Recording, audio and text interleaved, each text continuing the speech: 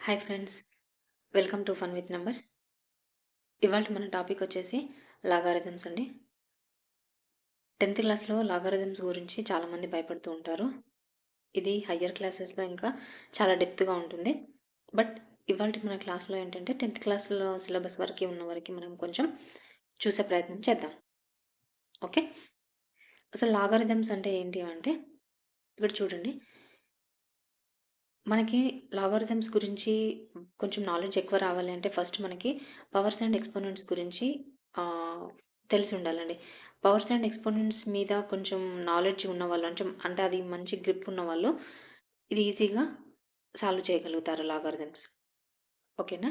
అయితే లాగారిథమ్స్ అనేది ఇప్పుడు ఫర్ సపోజ్ 2 పవర్ 3 అని ఉందనుకోండి. ఓకే, 2 పవర్ 3 వాల్యూ ఎంత మనకి తెలుసు, 8 అని. ఓకేనా?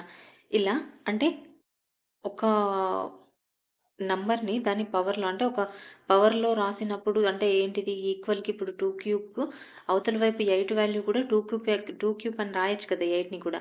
అంటే బేసెస్ ఈక్వల్ అయినప్పుడు దాని పవర్స్ కూడా ఈక్వల్ అయినాయి.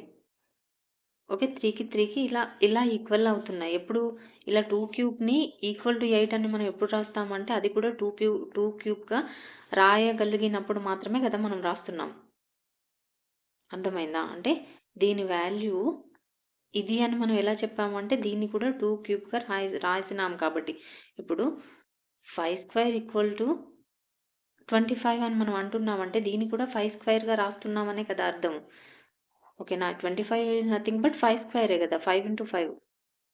అంటే ఈ పవర్‌లో ఉన్నది ఏం చెప్తుంది? ఈ నంబర్ అనేది ఈ సేమ్ దీన్ని ఎన్ని సార్లయితే రాస్తున్నామో అంటే 2 ఇంటూ 2 ఇంటూ 2 అని రాసేది దీన్ని కూడా అన్ని సార్లే రాస్తే ఇలాగే రాయగలిగే లాంటి నంబర్ ఇది అని చెప్తుందనమాట.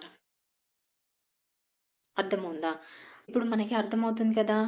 అంటే పవర్‌లో ఉన్నది ఎప్పుడు కూడా దాన్ని అన్ని సార్లు మల్టిప్లై చేస్తే వచ్చే వాల్యూ అదే మనకి ఆన్సర్ అని మనకు తెలుస్తుంది. కానీ ఇలా ప్రతీదీ మనం ఆన్సర్ ఇలా చెప్పగలుగుతామా అనంటే ఇప్పుడు 2 క్యూబ్ అని రాసింది చెప్తున్నాము. 2 పవర్ 4 అనంటే 16 అని చెప్తున్నాం. అంటే 3కి 4కి మధ్యల ఇప్పుడు ఇదేమో 8 వచ్చింది. ఇదేమో 16 వచ్చింది. అంటే ఇప్పుడు 8కి 16కి మధ్యలో వేరే నంబర్స్ లేవా మరి? Natural numbers. ఇక్కడేమో 3, 4. 3కి 4కి మధ్య న్యాచురల్ నంబర్స్ ఏం లేవు. 2 power 3, 2 power 4 okay. But 2 power 3 ఏమో 8 వచ్చింది. 2 పవర్ 4 ఏమో 16 వచ్చింది. మరి ఈ 8కి 16కి మధ్య వేరే న్యాచురల్ నంబర్స్ ఏం లేవా? ఉన్నాయి గదా! చాలానే. మరి ఆ న్యాచురల్ నంబర్స్‌కి మనం రాయాలంటే ఎలా రాస్తాం? ఇప్పుడు సపోజ్ నేను 11ది రాయాలనుకుంటున్నాను. ఎలా రాస్తాను? లేదా 12ది రాయాలనుకుంటున్నాను. నేను 12 వాల్యూ నాకెలా తెలుస్తుంది? దాన్ని పవర్‌లోనో నేను ఎలా మెన్షన్ చేయగలుగుతాను? ఇలాంటి వాటి కోసమే ఈ లాగారిథమ్స్ అనేవి యూజ్ అవుతాయన్నమాట. ఓకేనా? ఈ లాగారిథమ్స్ అనేవి ఇలాంటి వాటి వాల్యూస్ కనుక్కోవడానికే యూజ్ అవుతుంది. ఇప్పుడు 2 అనే నంబర్ ఉంది సింగిల్‌గా. దీని వాల్యూ ఏంటి అంటే ఎలా తెలుస్తుంది? సో, మనకు తెలియని నంబర్స్ యొక్క దాని వాల్యూ ఏంటో కనుక్కోవడానికి లాగారిథమ్స్ అనే వాటిని యూజ్ చేస్తామన్నమాట. ఓకేనా? అందుకోసం బాగా యూజ్ అవుతుంది. ఓకే. ఇప్పుడు ఇక్కడ చూడండి, నేను 12 అనే నంబర్‌కి నేను లాగారిథమ్‌ని యూజ్ చేయాలి అంటే ఈ 12 అనేది ఇప్పుడు చెప్పుకున్నట్టుగా 2 క్యూబ్ ఇంకా 2 పవర్ 4 మధ్యలో ఉంటుంది. 2 క్యూబ్ వాల్యూ ఏమో 8, 2 పవర్ 4 ఏమో 16. ఇది వీటి బిట్వీన్ ఉంటుంది కదా! అంటే బిట్వీన్ ఉంటుంది అంటే 3కి 4కి మధ్యలో ఉంటుంది దీని యొక్క పవర్ ఎక్స్ వాల్యూ. అంటే 3కి 4కి మధ్యలో ఉంటుంది. అంటే మనకి ఎక్స్ కావాలి అంటే ఎక్స్ ఈజ్ ఈక్వల్ టు ఏమవుతుంది అంటే లాగ్ 12 అని రాస్తామన్నమాట. ఈ 2 అనేది ఇక్కడ బేస్‌లోకొస్తుంది. Okay. Log 12 to the base 2 అని అంటారు. దీన్ని ఎక్స్ అంటారు. అంటే ఇప్పుడు 2 దీన్ని ఏమంటారంటే భూమి అంటారనమాట. దీన్ని 2 భూమి ఆధారంగా గల అంటే దీన్ని 2ని ఏమంటారంటే భూమి అని అంటారనమాట. అయితే 2 భూమి ఆధారంగా కలిగిన 12 యొక్క సంవర్గమానము ఎక్స్ అని అంటారనమాట. ఒక లాగారిథమ్స్‌ని తెలుగులో సంవర్గమానాలు అని అంటారు. అంటే 12 యొక్క సంవర్గమానం ఎక్స్ అవుతుంది. ఆ ఎక్స్ వాల్యూయే మనం ఫైండ్ ఔట్ చేస్తున్నాం అనమాట. అంటే మనం కనుక్కునేది ఇక్కడ ఏంటి ఎక్స్ కనుక్కుంటాం ఎప్పుడైనా కూడా ఆన్సర్. ఓకేనా. అంటే లాగ్ 12 అంటే సమ్మర్గమానం 12 యొక్క సమ్మర్గమానం ఎంత అంటే ఎక్స్. ఆ ఎక్స్ ఏంతో మనం కనుక్కోవాలి. ఓకేనా. అంటే లాగారిథం 12 అని అంటారు టు ది బేస్ 2. అయితే ఈ బేస్ 2 అని అంటే ప్రతి చోట బేస్ 2 అనే ఉంటుందా అంటే ఇప్పుడు 3/x 7 ఉందనుకోండి. ఇప్పుడు దీన్ని ఏమని రాయొచ్చు, log 7 to the base 3 x అని రాయొచ్చు. అంటే లాగ్ 7 యొక్క సమ్మర్గమానం 3 ఆధారంగా కలిగిన లాగ్ 7 యొక్క సమ్మర్గమానం ఎంత అంటే ఎక్స్. ఇలా లాగ్ బేస్ అనేది మనం ఏదైనా తీసుకోవచ్చు. బట్ మామూలుగా మనకి లాగ్ 25 ప్లస్ లాగ్ 5 అని చెప్పేసి ఇలా ఇస్తారు కదా క్వశ్చన్స్ ఎగ్జామ్స్‌లో. ఇలా ఇచ్చినప్పుడు నార్మల్‌గా మనం కన్సిడర్ చేయాల్సింది ఏంటంటే లాగ్ 10 అని కన్సిడర్ చేయాలి. ఇలా లాగ్ 10 భూమి 10 ఉన్నప్పుడు దాన్ని లాగ్ 10 టు ది బేస్ 10 అని చెప్పేసి ఇలా వాళ్ళు మెన్షన్ చెయ్యరు. అలా మెన్షన్ చేయలేదు అంటేనే అది భూమి 10 ఉన్నట్టు అర్థం. ఓకేనా. ఇలాంటి భూమి 10 ఉన్న లాంటి సంవర్గమానాలను ఏమంటారంటే సాధారణ సంవర్గమానాలు అని అంటారనమాట. జనరల్ లాగారిథమ్స్ అని అంటారనమాట. ఓకేనా.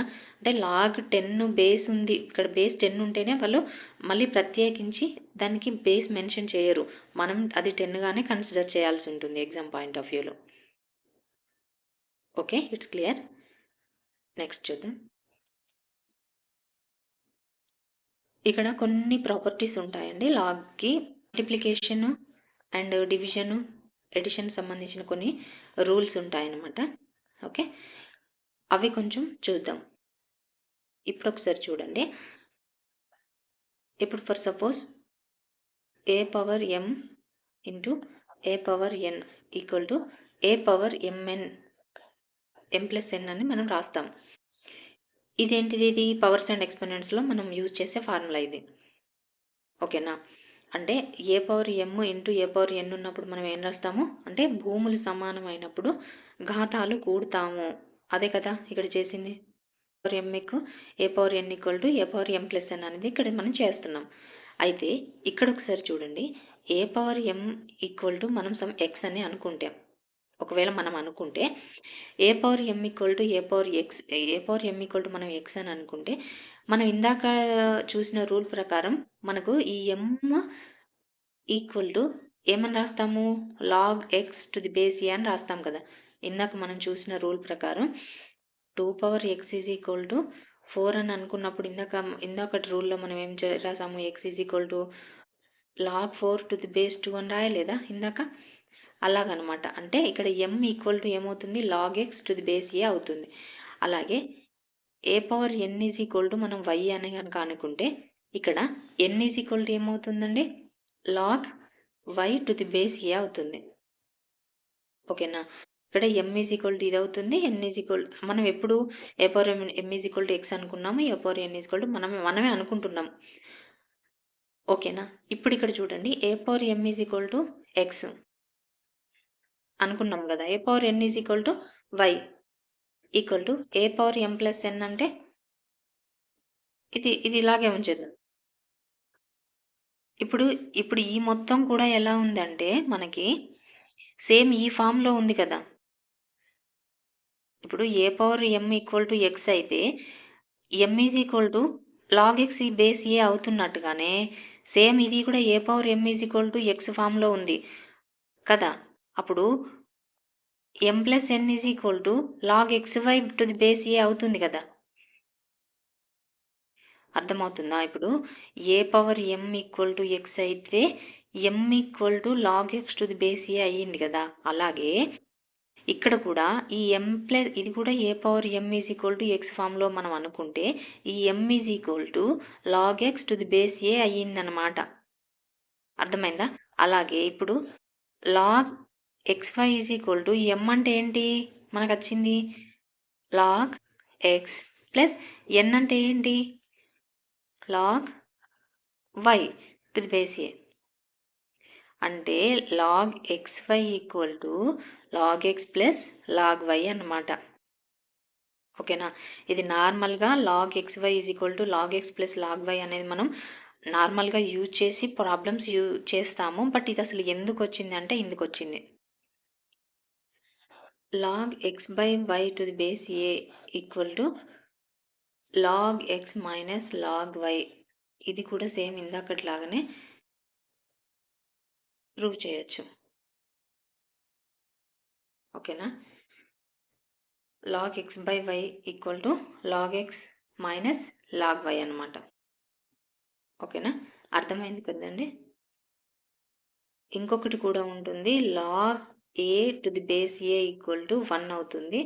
అలాగే log 1 వాల్యూ ఇక్కడ బేస్లో నువ్వు ఏదన్నా తీసుకో, log 1 వాల్యూ ఎప్పుడు కూడా 0. log a to the base a ఉంటే 1.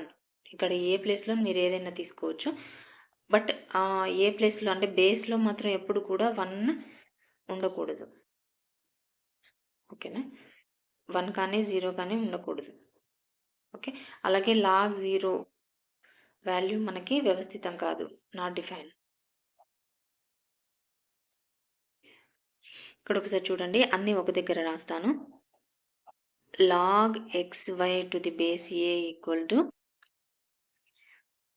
log x plus log y.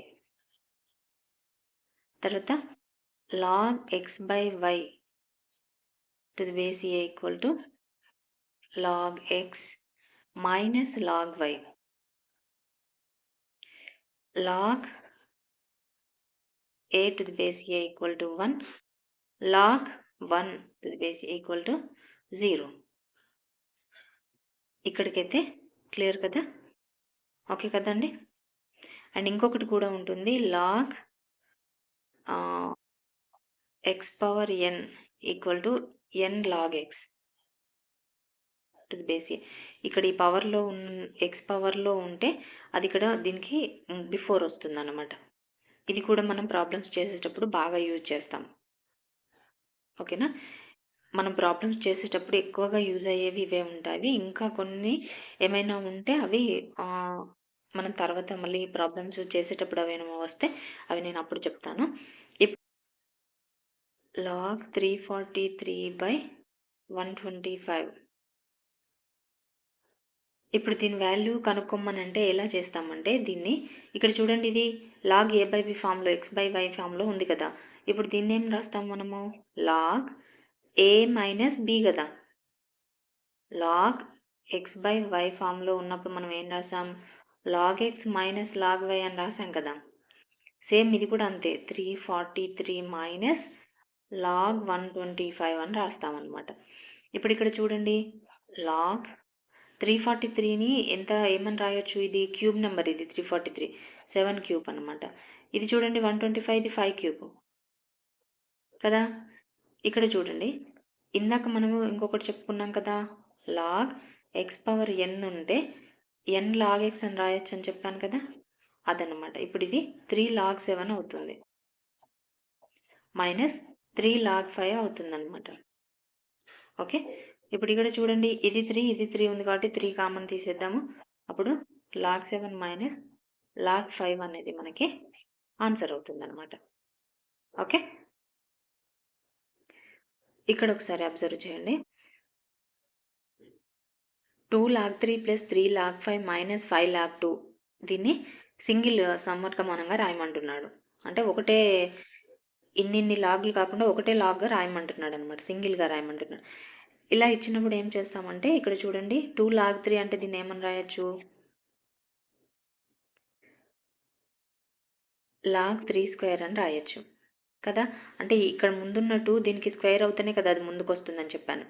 ఆ తర్వాత దీన్ని కూడా అంతే, ఈ 3ని ఇక్కడ తీసుకొస్తే అది 5 క్యూబ్ అవుతుంది కదా, log 5 క్యూబ్ అవుతుంది. అలాగే ఈ 5 2కి పవర్లో పోతుంది, సో 2 పవర్ 5 అవుతుంది అనమాట. ఇక్కడ చూడండి, ఇక్కడ 3 స్క్వేర్ అంటే 9 కదా, log 9 ప్లస్ ఇది 5 క్యూబ్ అంటే 125 మైనస్ 2 పవర్ 5 అంటే 32. ఇక్కడ చూడండి, ఇది log a plus log b రో ఉంది కదా, log a plus log b అంటే ఏంటిది? log ab కదా. అంటే 9 ఇంటూ 125 అనమాట. 45 18 22 11. ఓకే. 1125 minus log 32. ఇక్కడ చూడండి, ఇది log a మైనస్ log bలో ఉంది, అప్పుడు log a బై b కదా. అంటే log 1125/32 అనేది ఇక్కడ ఆన్సర్. సింగిల్ లాగరిథంలో రాయమన్నాడు కదా, ఇన్ని లాగులు తీసి మనం సింగిల్ లాగరిథమ్స్కి మార్చేసాం అనమాట. Log 1 to the base 7 equal to ఎంత అని అంటున్నాడు. ఇక్కడ చెప్పాం కదా, నేను ఆల్రెడీ ఇక్కడ బేస్లో ఎంతన్నా ఉండనివ్వండి, లాగ్ 1 వాల్యూ ఆల్వేస్ 0 అనమాట.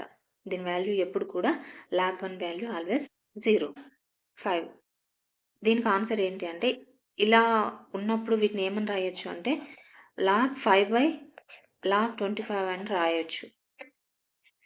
ఓకేనా, దీన్ని లాగ్ 5 బై లాగ్ 25 అని రాయొచ్చు. ఇప్పుడు లాగ్ 5 బై ఈ లాగ్ 25ని మళ్ళీ 5 స్క్వేర్ అని రాయొచ్చు కదా.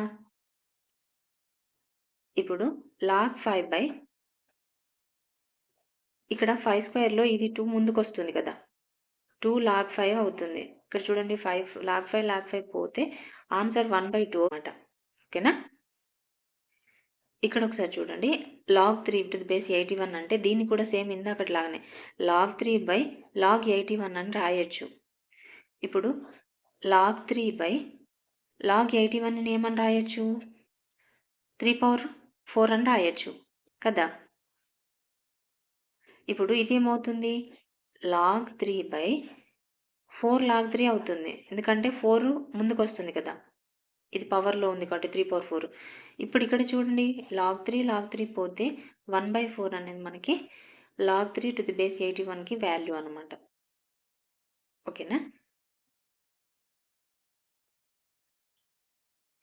ఇక్కడ ఒకసారి చూడండి, log x root x value ఎంత అంటే దీన్ని ఏమని రాయొచ్చు, లాగ్ ఎక్స్ ఇక్కడ ఎక్స్కి దీన్ని ఘాత రూపంలో రాస్తే 1/2 కదా, ఇది రూట్ ఎక్స్ అంటే అది పవర్ 1/2 అన్నట్టే కదా.